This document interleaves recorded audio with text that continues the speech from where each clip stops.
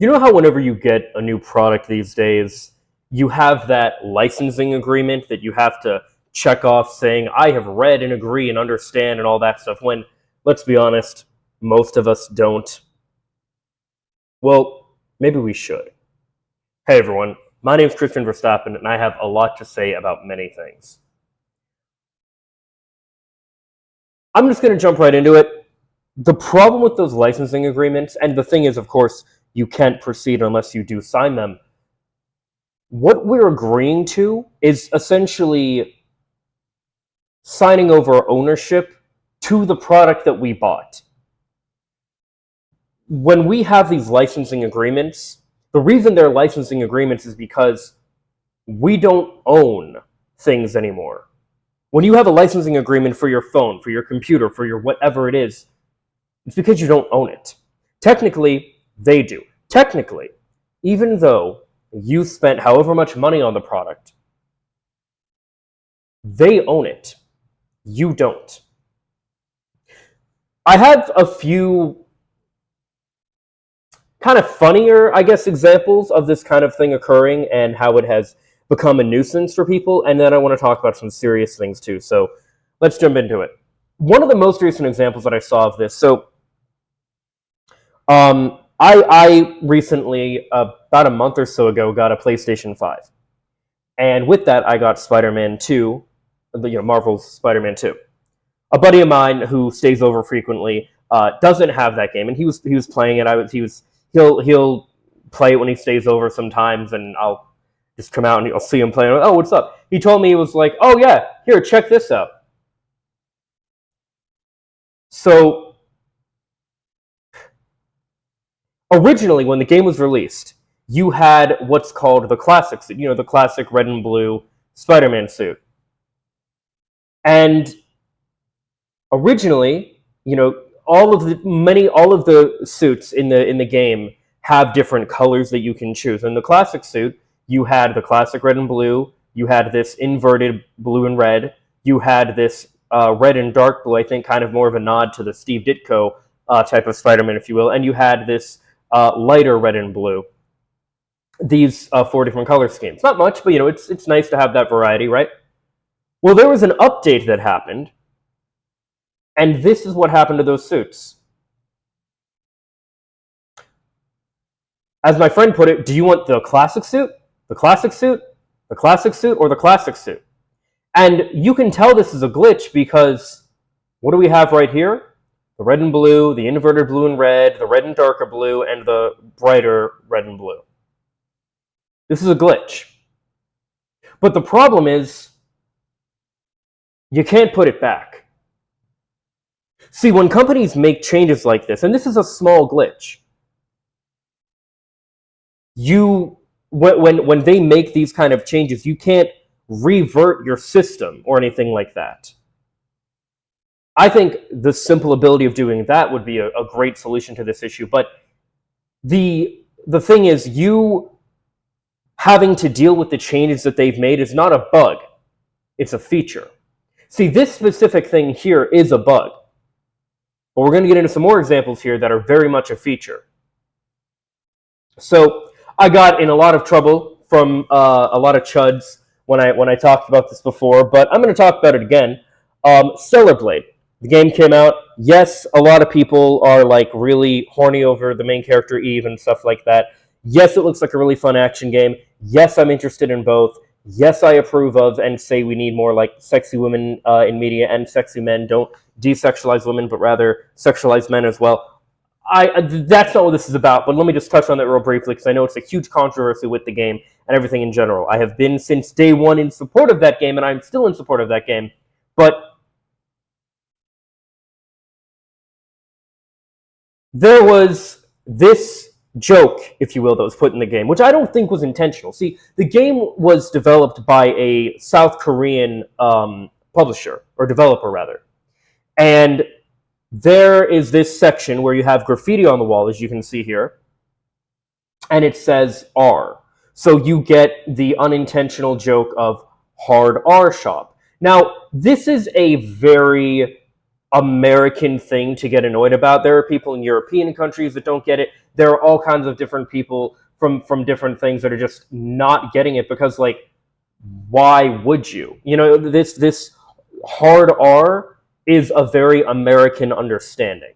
So I don't think it was intentional. I don't think it's because they're racist or anything like that. I think it's very simply because they just had the word hard there and they had the letter R. I don't think it was intentional. But it is an example of needing to understand the sensibilities of the countries when you are releasing a product worldwide, such as this.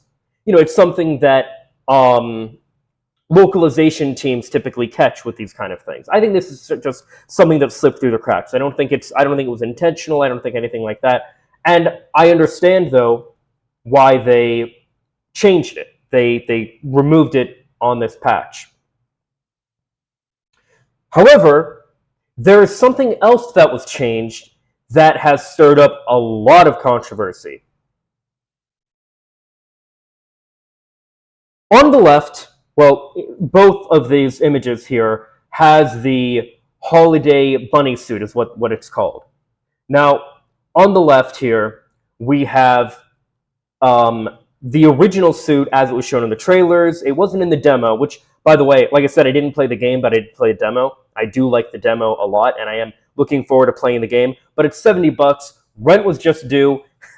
I got bills to pay, man. I can't afford to just spend $70. But I am looking forward to getting it when I do, because after all, it is one of the main reasons I got a PS5 too. It was like Spider-Man 2, Stellar Blade, and Sonic X Shadow Generations. But anyway, so the suit was originally released as it was on the left. The day one patch that is given with the game, you get this. Now, it's very easy to see this and think, oh, what's the big deal? This is understandably being called censorship by a lot of people, and I can't say I necessarily blame them, nor do I approve of the censorship. I think that putting a little black cloth thing like that to hide cleavage is a very pathetic way to even do censorship in the first place. But I'm annoyed that it's there at all as well. I think with these type of things, the best thing to do is just have a toggle option.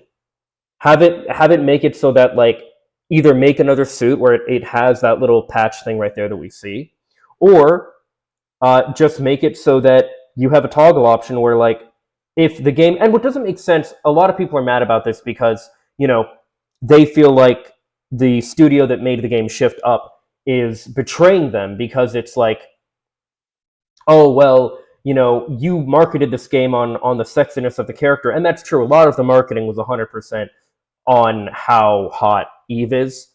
A lot of the game itself is not about that at all.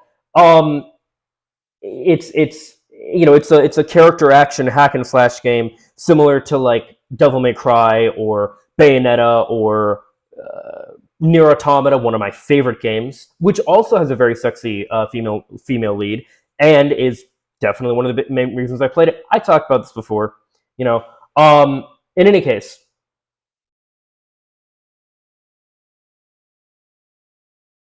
I don't like this mandatory change here either. I don't. I don't support this. Because of this, and the good thing is that, at least for now, if you get the game, you can get it if you get the physical game, it doesn't have the day one patch, so you can like get the physical game and you can change you can like have your internet off and make sure that it only like installs the original game. But the problem here is when patches and stuff like this happen, you don't actually own the product that you paid for. It's insane. So, and by the way, I do want to clarify on this real quick here too. This isn't even my favorite suit in the game. I may use it at times, but my favorite suit is this one, the Adventurer Wasteland suit. I used it because it was one of the suits available in the demo, and I found that I really liked the suit. So yeah, I saw the videos online of like all the different all the different suits you can get and stuff, and so far this one's my favorite. Personally, when it comes to me, the type of you know, I guess you could say like sexy costumes or whatever that I like women to have in a video game, a movie, TV show, comic, whatever it might be, is basically like where it's, yes, it is sexy, the character is still hot, but it's not like too over the top. Like a bikini is a bit much for me. I get it every now and then, but like a bikini, underwear, stuff like that, that's kind of like, okay, really? Like, that's, but like, tight jeans, short shorts, crop tops, whatever, stuff like that. I'm down with stuff like that. But in any case, I just wanted to touch on that. But I want to be clear, like, just because this one is my favorite doesn't mean there's anything wrong with the other one existing or anything else like that. There's like, it's fine. It's, you know, um, but I don't support this change here. This is ridiculous. Now, one of the first times that I experienced this kind of situation, and anybody who grew up in the 2000s and dealt with the transition of iOS 6 to iOS 7 will be very familiar with this. Do you remember hating the transition originally? Do you remember how many people, maybe you even yourself was one of them, who wanted to immediately switch back to iOS 6? Do you remember that? Because I do.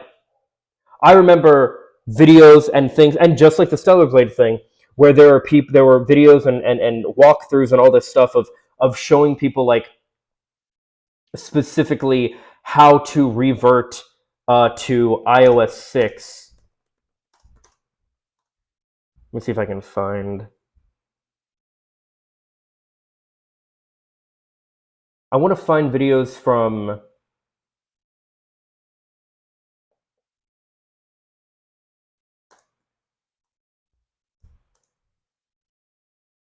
back then. Videos, articles, something. Oh yeah, here we are. So they were like 2013, how to downgrade iOS 7 back to iOS 6, how to downgrading an iOS 5 to iOS 6, all these different things, right? Like how to down like it was in the tech world, as it were. It was a pretty big thing, and it is something that I wanted to do it because I didn't like it right away either. I remember a friend of mine, right when she got it, she told me, "Oh, did you get the new update?" And I was like, "No." She's like, "Yeah, I hate it." I'm like, "Oh shit," but I got it anyway because, Now I do want to be clear. There's truth to the matter that change is inevitable, and change will happen. But I don't like the idea of us, or the reality of us basically not owning things. When you buy something with your hard-earned, because it's not even like it's a Netflix subscription or something where you're paying monthly to use it or something. Like, oh, I'm paying $5-10 whatever for this game, which if it's $10 a month, that's insane. But like, I don't know, maybe for this library and this game happens to be in it. It's not like that. It's, I paid $70 for this game, and you're gonna go and change it on me? That's insane. Like, that's insane. And the thing is, right, like, both of these, especially the Spider-Man thing, it's not going to get fixed until they decide to do another patch and fix it. And again, like, I don't really care personally, because for both Spider-Man and for Stellar Blade, I can still use my favorite costume. But there are many people who, maybe they really liked the bunny suit. Maybe they really liked the, whatever the other Spider-Man thing was. They wanted to use the inverted classic suit or something. Like, and now they can't. And it's just ridiculous to me that you can pay full price for a product and they can change it on you. That's ludicrous, right? I mean, imagine you buy a car, and this happens with cars too, right? Because everything is so technological, computerized, even with cars. You buy a car, and I'm trying to think of a good example. I don't know. They just make they make it so you can only play certain. Well, okay, not station. No one listens to the radio, but they make it so I don't know, there's some update where, oh, now your phone can't connect to the Bluetooth on the radio, or now it won't connect to, USB or something. I don't know, something stupid like that, right? Like, what the hell? And you can think, oh, these are minor inconveniences. Yes, they are, but they matter. They lessen the overall quality and the enjoyment you can have with the product. And it's like, what are you doing? Like, it's insane. It's like, I bought full price for the product, I should own it, but you don't. And again, we're going to get into a more serious example of this, but we're dealing with some fun stuff here right now. Another example of this, mods. There is a company called Denuvo, which basically makes it so that it's a DRM thing. And I don't know exactly what DRM is, but again, it's the thing of you don't actually own your game. So Denuvo, I guess, has been making it harder for modders, especially in the Sonic space, to mod their games. This is a thumbnail taken from a YouTube video. But yeah, it's like one of the big things, one of the fun, great things about playing games on PC. This is why I try to play games on PC unless they aren't available on PC, like Spider-Man 2 and Stellar Blade, for example, is because of the mods. People should be able to, if they can, go into the code and change things in the code of the game. They bought the game. It's their fucking game. I don't care if, like, it's insane. It's ridiculous. It's absolutely ridiculous. Because of the mods we'll use Spider-Man, Marvel's Spider-Man on the PC, for example, I can do things like put the original Peter Parker face in. I can put costumes in there that aren't originally in the game. I can do all kinds of different things. And it's like, you can say, oh, well, that wasn't the original intent. I don't give a fuck what the original intent is.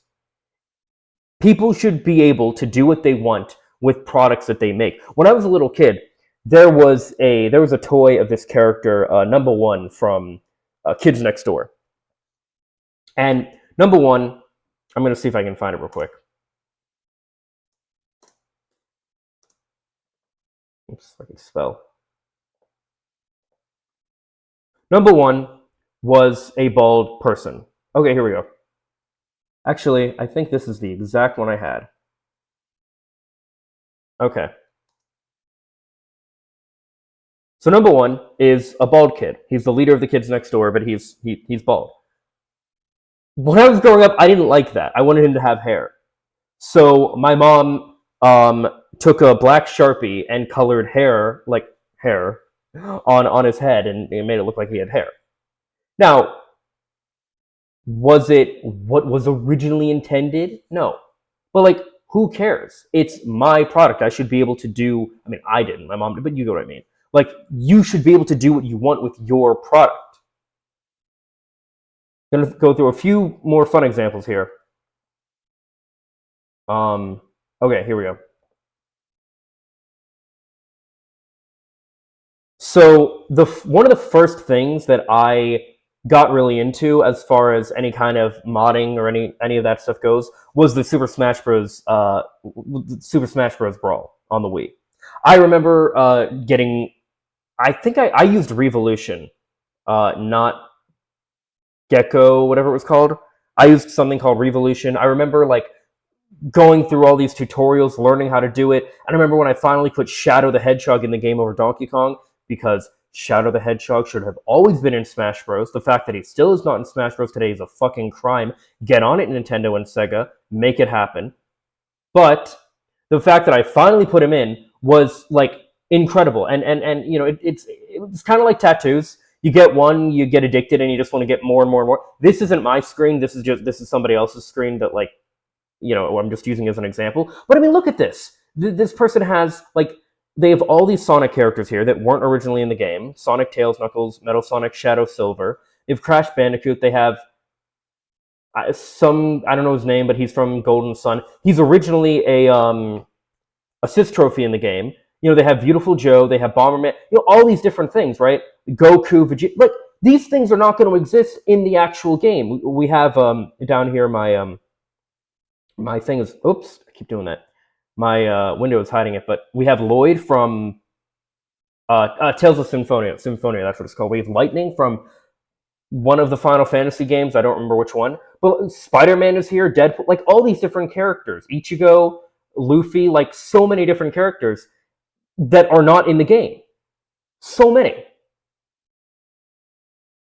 And like you could not, this would never, you couldn't do this. Sora's in the game too. I know Sora's finally in the new Smash Bros, but like Smash Bros Ultimate, but you could not do this without the modding community. And if Nintendo or anyone else wanted to do this bullshit where they're like, oh, you can't mod our game anymore, basically, it's like, fuck you, dude.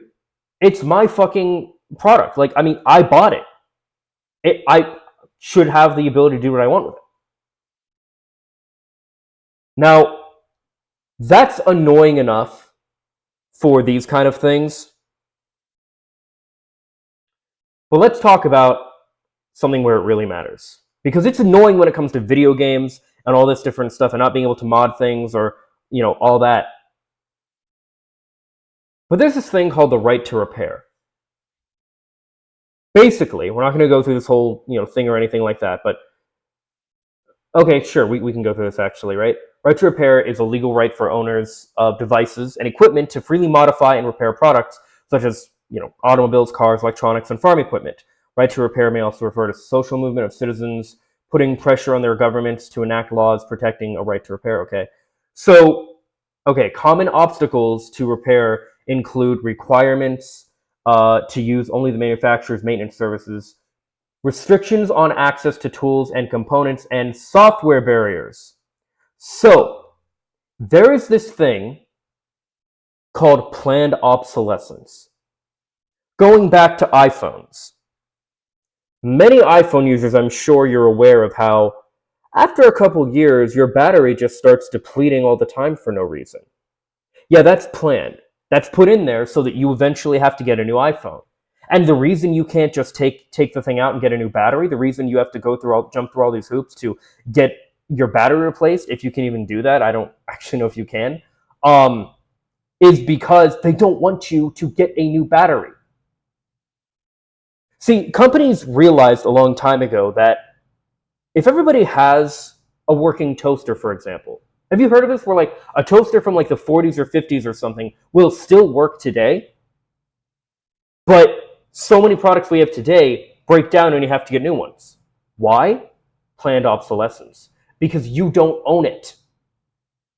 If you have a good working product, why do you need another one? You don't need another toaster. You don't need another computer. You don't need another phone. But they need more money. So what do? What do? They make it break down. It's not enough to just develop a new product. Oh no, now this new product is not just better, but now your battery is depleting all the time. And this really scares me for things like self-driving cars. How like Teslas and all that are becoming like more popular. What happens when the company decides, you know what, let's just make it so they drift a little bit. You know, let's just make it so they you know, they have to get a new one. Oh, your car's drifting a bit? Gotta get a new one. Dude, you could cause an accident. Oh, this feature that is specific to this, the self-driving in the first place, it's not even a thing anymore. You know, you gotta buy a new one, but it was working just fine. Yeah, well, you know, the updates, car couldn't handle the updates, you just gotta get a new one. I don't know what to tell you. It's bullshit. It make clearly you can tell it makes me so fucking angry to think about this stuff, because when it comes to games and things like that, that's annoying enough. But my God, there are farmers and such like you know, in that little Wikipedia article we went through that have been fighting for the right to repair like their own tractors and all these different things. I'm going to give you another really good example. Now this, I am going to pull up the full video, and I highly recommend you actually do watch the full video if you get the chance. But let me find it here.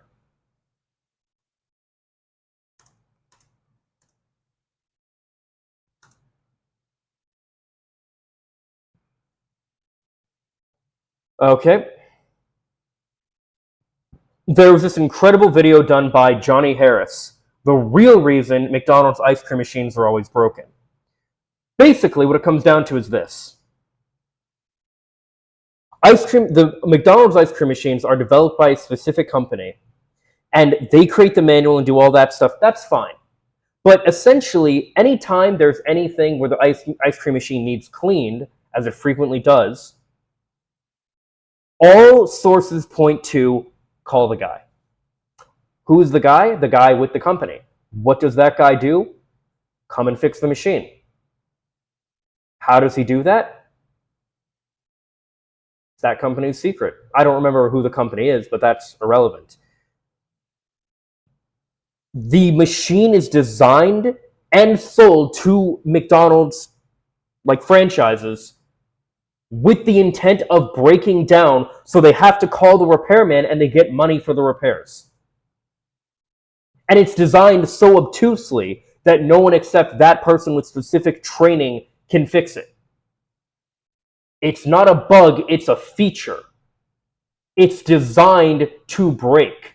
That's why there is even a website called McBroken.com. Oops, where the hell? Okay. I don't need that anymore. Where what you can do, I love that they have a fucking Wendy's Frosty as their ad. That's awesome. What they do, what this does, these are all outages. It's not going to give away my location here, is it? No, okay, we're good. All of these outages, all across the country. Look at this shit. Green is working, red is broken. Look at all this shit. You zoom in. I don't even live in Atlanta, but look at all this shit. Look at all that red. I mean, to be fair, right now, there's a decent amount of green, which is very strange for McDonald's here. But Colombia, all these red. Now, the good thing, right, is you can use this to then say, all right, well, let me go and try to find, let me find one that isn't broken. It's great that this app is here, but it shouldn't be. The documentary that I talked about here, the video that Johnny Harris did, he does also talk about how there were these people that made an app to actually diagnose what needed to be done with the ice cream machine to fix it, and it was shut down. You don't own anything. They want you, the companies that make these products, want them to break down, want to change them against your will, against your liking, and tough shit. Because they want you to buy a new product, they want you to do all these different things. In Crash Bandicoot, what was it called? Let me find it here. There was a game.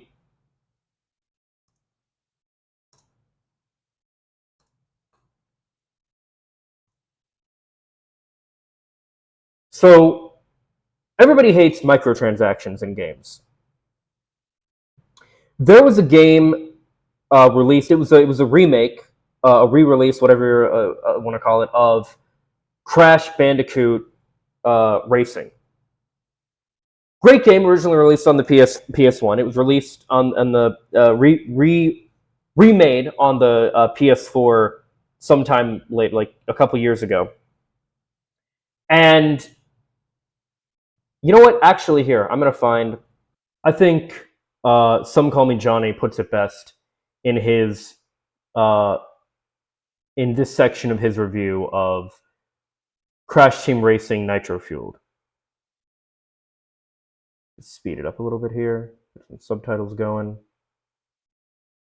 Now, I've covered a couple of games that have microtransactions built in. Some I even recommend it, like Overwatch. I don't know if it's obvious, but I also play a lot of Final Fantasy XIV, and that game has an online site where you can purchase special glamour, seasonal outfits, emotes, and mounts that I can say I bought my fair share of. I'm personally not bothered by the idea of microtransactions as long as the items offered are merely cosmetic, and if it's within reasonability to acquire said items in-game without paying a single dime. So far, from what I experienced, games with microtransactions tend to have a hard fucking time following through with that last point, look at Street Fighter V, and more often than not, the games drip feed in-game currency to persuade you into spending additional money for something like that golden piece of armor, or in CTR's case, a go-kart with glowing lights. When it comes to something like Fortnite, a game that's free to play at base, case, you can make the argument that microtransactions are somewhat a necessity because, well, the game has to make money somehow and the developers got to get paid. But in the case of something like Overwatch or Crash Team Racing Nitro Fueled, you're already paying for the game up front. Not full price. Yes, Crash Team Racing Nitro Fueled is sold at $40, but this, I feel, is ultimately something that this game didn't need, and at first it didn't. CTR Nitro Fueled didn't have microtransactions at launch, but it was said during pre-launch interviews that there was no plans to have them included. But lo and behold, 1 month after release, when other publishers and reviewers already praised the game, Activision goes and adds them in because they just couldn't help themselves, and that was an incredibly shitty move. You know, as shitty as the idea of loot boxes are in games like Overwatch, at least they were there from the start, which enabled you to factor that into your consideration of buying the game. But then you got scenarios like CTR, and it's like, why was this done? This game was fine enough without this. It already has a fine enough business model with added content being added later, much akin to Splatoon. You got this Grand Prix that rewards players for fulfilling daily challenges, weekly challenges, completing certain objectives, and with enough playtime, you're rewarded with plenty of extras like car skins, added decals, and more characters like Nina Cortex. In fact, at the time of this video recording, the game was going through a Halloween theme, and to see the game celebrating the season with spooky attire to have access to this really cool looking Halloween theme stage, that is great,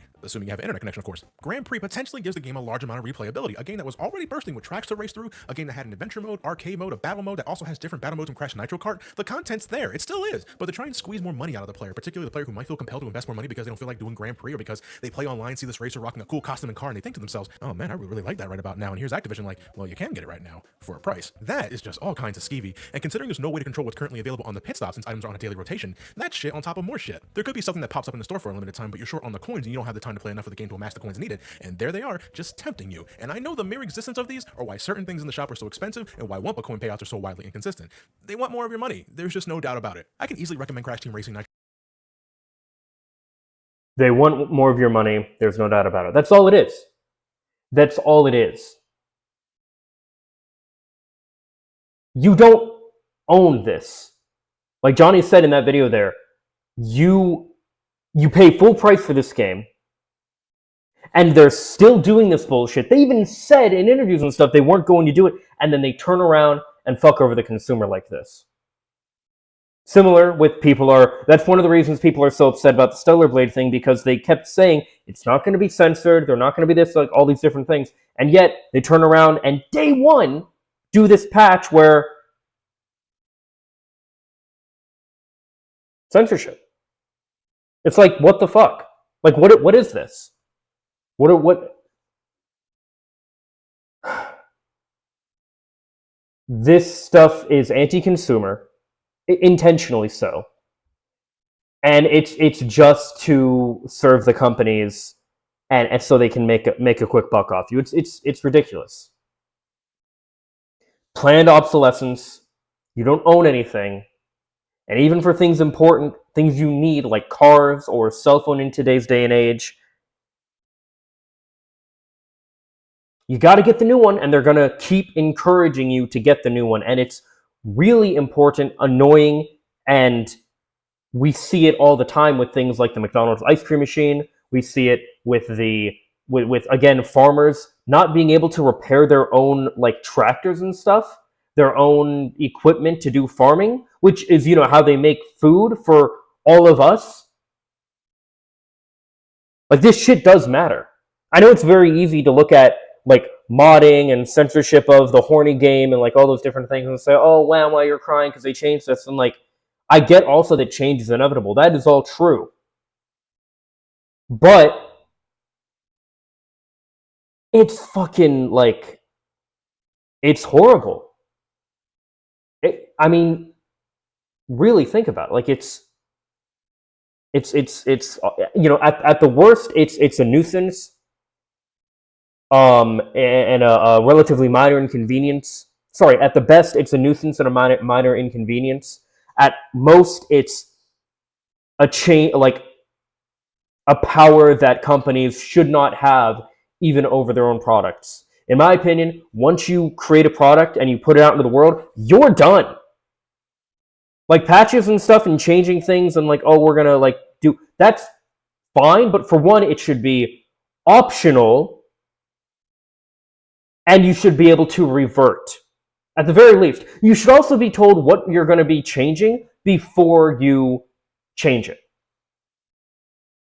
And not some vague bullshit, like maybe an image. Like, for example, people should have been shown, now with the Spider-Man thing, it was a glitch, but it does need fixed, but they should have been shown, oh, you know what, you're going to go from this to this. With Stellar Blade, they should have been shown it's going to go from this to this. They should have been shown, especially, it's going to go from the left to the right. And then consumers can make the decision if they want to have that or not. But instead, no. These changes are just foisted upon you, and it's ridiculous. It's absolutely ridiculous. Again, it's anti-consumer. It's horrific. But in any case, I wanted to talk about that because it's been really kind of grinding my gears. And again, it is a much bigger issue than just not being able to mod games or, changing, things about a character's appearance or what have you. Like, it matters for stuff like, for the big stuff, like farmers being able to change repair their own equipment. You when you own something, you should be able to do what you want with it. It's your product. At the very least, these companies, these products should have the ability to revert to original setting, not original, to revert to like the previous. Like when you should have a list of all of the versions and be able to select if you want to revert to a different version. Simple as that. But that's not what they want. Because again, they want to squeeze money out of you. They want to do all this. It's all about making more money at the consumer's expense. That's all it is. Anyway, as always, these are just my thoughts. Let me know what yours are in the comments down below. Follow me on social media for more. Subscribe, ring the bell to stay up to date. Leave a like if you like, and if not, I hope you find something to do like. Later, guys. Peace and love.